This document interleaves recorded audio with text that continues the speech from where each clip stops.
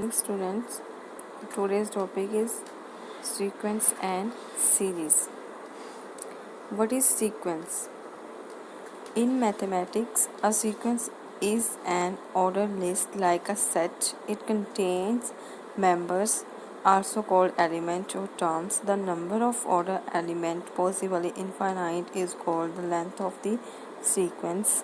Unlike a set, order matters, and exactly the same element can appear multiple times at different positions in the sequence. Most preciously, a sequence can be defined as a function whose domain is a countable, totally ordered set such as the natural number. So this is your sequence. Now what is infinite sequence? An infinite sequence is a function with domain the set natural number n is 1 2 3 4 as you know what are natural numbers. Example दिया है कि consider the function a denoted by a n और n square, तो वो आपके पास n क्या है, natural number. Instead of the usable functional notation a of n for sequence we usually write an is equals to n square for infinite sequence, that is a letter with a subscript such as an is used to represent numbers in the range of a sequence. For the sequence defined by a n is equals to n square. So अगर a N है तो अब N क्या होता है हमारे पास 1 2 3 4 so infinite series is a n is equals to n square. If we write n is equals to 1, so यहाँ पर आपका एन है वहाँ पर 1 1 पुट करते जाओगे. अब फर्स्ट देखो यहाँ पर ए 1 है तो वो क्या आ जाएगा, एन स्क्र है तो वो 1 square that is 1, 2 square 4, 3 square that is 9, 4 square that is 16. Journal or nth term. A sequence is frequently defined by giving its a range. The sequence on the given example can be written as this type 1, 4, 9, 4, 16 and so on so, n square and so on so, यहाँ तक भी आपकी nth term जाती है.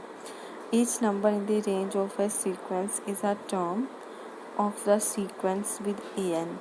The nth term or general term of the sequence. The formula for the nth terms generate the term of a sequence by repeated substitution of counting numbers for n. Again, finite sequence. A finite sequence with m term is a function with domain the set of natural numbers up to m. Example देख लो, जैसे कि for example even numbers दिए हैं the finite sequence with 5 terms where a n is equals to 2n, क्योंकि 2 4 6 8 10 है. अगर हम 2n लेते हैं तो अगर n को 1 पुट करते हैं तो वो 2 आ जाता है, 2 को n को 2 पुट करते हैं तो वो 4 आ जाता है. ऐसे आपके पास जो है n की वैल्यूज़ पुट करेंगे 1 2 3 4 5 तो वो आपके पास जो है इक्वेशन बन जाएगी. सो इसमें क्या है, a n is equals to 2n. Sample problems. Write the first 5 terms of the infinite sequence with general formula term an is equals to 2n minus 1. Very simple. Natural numbers are 1 2 3 4 and so on so formula is an is equals to 2n minus n 1. तो यहाँ पर n है, वहाँ पर हम 1 2 3 4 5 term तक continuously जो है उसको पुट करते जाएंगे. The first 5 terms are 1 3 5 7 9 and the sequence is 1 3 5 7 9 and so on so 2n minus 1 and so on so. A finite sequence has 4 terms and the formula for the 9th term is xn is equals to minus 1 power n 1 upon 2n minus 1. What is the sequence? Simply आपके पास जो है formula given है वही आप लोगों ने put किया और उसकी जो है सीक्वेंस निकाली. सिंपली यहाँ पर n है वहाँ पर पुट करते जाओगे वैल्यूज़. अप टू 4 टर्म्स बोला है तो 1 2 3 4. नेक्स्ट फॉर्मूला दिया है वो भी सेम है जैसे कि हमने पिछले क्वेश्चंस में निकाला है. अब यहाँ पर जो फॉर्मूला है वो है a n is equals to n plus 1. तो यहाँ पर n है, वहाँ पर जितनी भी टर्म बोली होगी आप उसको टर्म वाइज जो है निकालते जाओगे। 3, 6, 9, 12 दिया है, तो इसमें उसने बोला है कि अगर हम वैल्यूज़ पुट करते हैं तो उसको कैसे लिखेंगे कि उसका क्या फॉर्मूला है। अब सिंपली जो है, अब अगर 1 पुट करते हैं n को, तो 3 है तो 3 × 1 3 फर्स्ट नंबर बन गया, 2 पुट करेंगे तो 6, 3 पुट करेंगे तो 9, 4 पुट करेंगे तो 12। सो यहाँ पर हमने 3 के साथ सिंपली n लगाया है, तो an is equals to 3n। What is series? Associated with every sequence is a series. The indicated sum of the sequence. For example आपके पास कोई भी एक सीरीज़ ऐसे सिंपल है, 2, 4, 6, 8 इस दी सीरीज़ प्लस कर देंगे, जैसे दी है -1, 1/2, -1/4, 1/8। तो सीरीज़ में लिखोगे तो फिर प्लस लगा रहे तो आपके पास बन गई series. Next is sigma summation notation. The Greek letter sigma is often used as summation symbol to abbreviate a series. Summation simply means sum.